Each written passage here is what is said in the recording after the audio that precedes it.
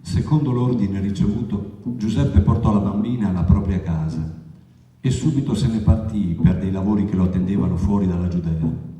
Rimase lontano 4 anni.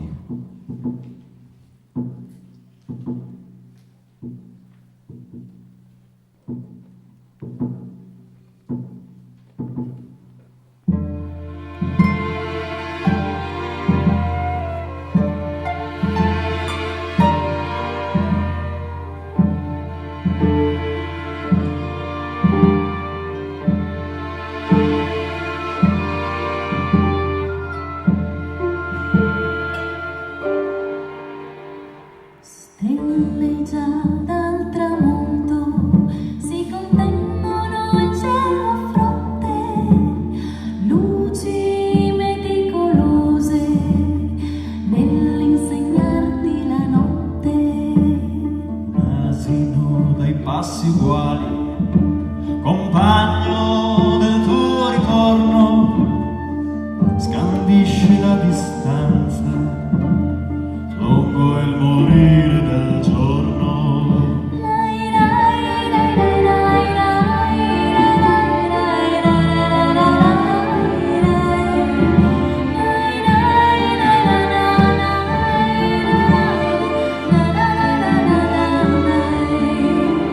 Ai tuoi occhi il deserto, una distesa di segatura, minuscoli frammenti della fatica della natura.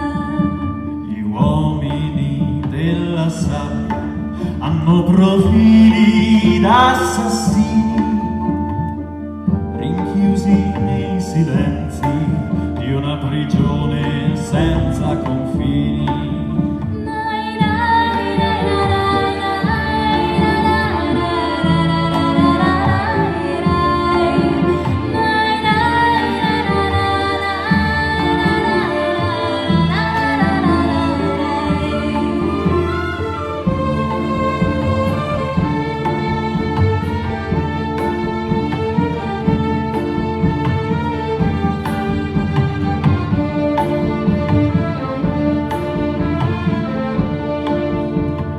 Odore di Gerusalemme, la tua mano accarezza il disegno d'una bambola magra intagliata nel legno.